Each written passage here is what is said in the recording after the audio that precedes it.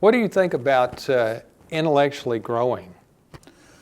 Well, I think that's, successful people are always intellectually growing.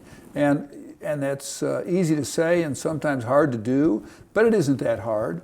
I mean, it does take an effort to read things and even watch television. Right. I'm not one of these people who says television is an evil thing, partially because I was in the TV business about 20 years, but that may have some impact on that thought. But I do believe that, keeping your mind open, listening.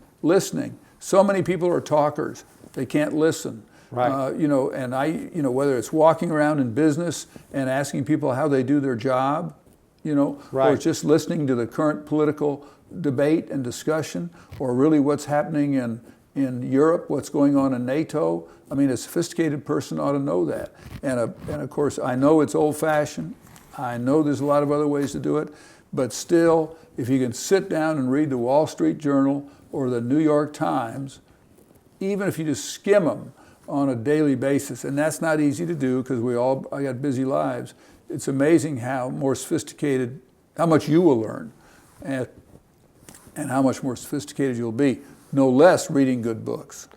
I had an interesting experience with learning to grow intellectually on a regular basis. Early in my career and throughout the middle part of my career, I found it was hard to read books. I would come home from the end of the day, and about the last thing I wanted to do was read a book. And this probably happened 10 or 15 years ago. I realized that I was a closed loop. If I didn't take in the input of experts in a variety of fields, from a perspective of being an entrepreneur, I needed to be an expert in marketing, in leadership, in time efficiency, in a array of things, leadership.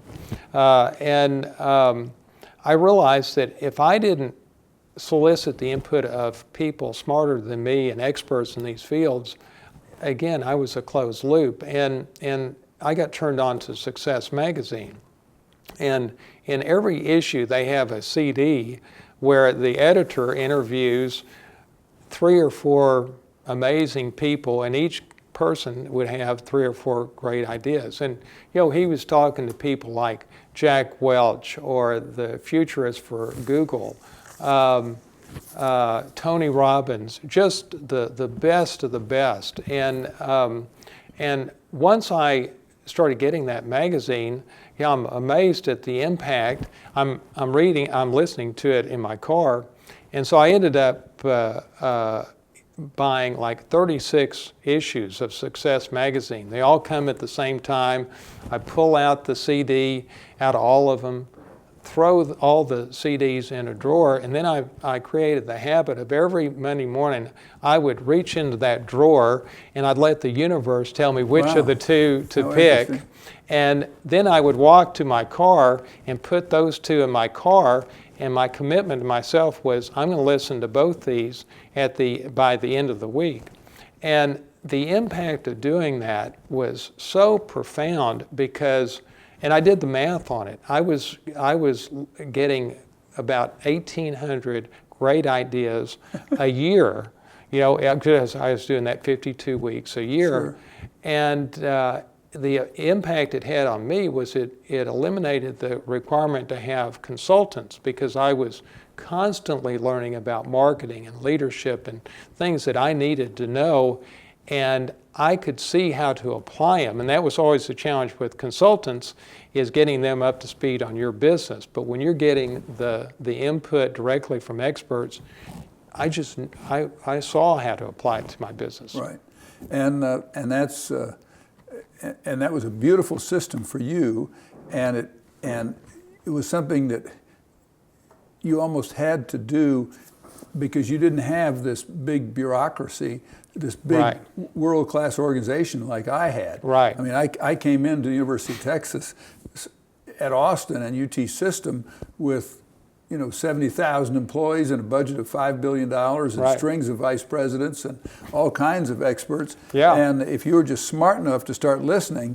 you probably could do well. Now, accessing external sources beyond the university is always useful, and I'm a strong believer in that. In the corporate boards that I serve on, one thing we do, we all have a retreat, and I've kind of insisted on this over the year, and everybody's kind of gotten with a program, and we'll have like 4 board meetings a year, plus which are usually 2 days, 2.5 days, and a retreat that may be 3.5 days, and the idea is to be able to bring in people from Goldman Sachs, from McKinsey, from Success Magazine, you know, a whole variety of speakers to talk to the board about things that are beyond even what we would get at Southwest Airlines, where I serve as the lead director. And we have great people at Southwest. They have 35,000 people and fabulous executives, but it's fun to get somebody outside even Southwest to come in and tell us what they think is happening in the airline business. Right. You know, and I think it gets to the point, you know, you don't have to be the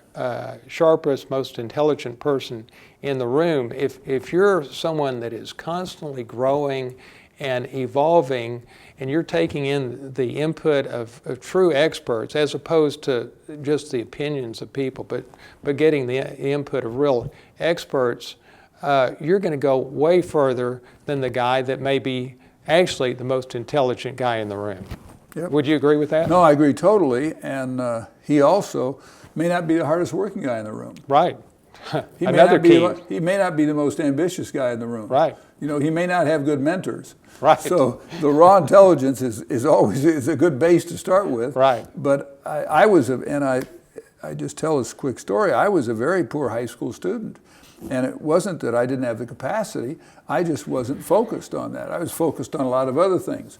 Horses, girls, probably not in that order. Right, actually. let's hope not. You know, so in that sense, there was a lot of other things in my life that I was having a lot of fun with. Right. But when I got to college, I realized, bingo, I was going to have to start performing, or I was going to have tough hands. Hey. And that's and I got into Michigan State primarily because I could do moderately well, if not quite well, on standardized tests. Right. But it wasn't because I'd done so well in high school.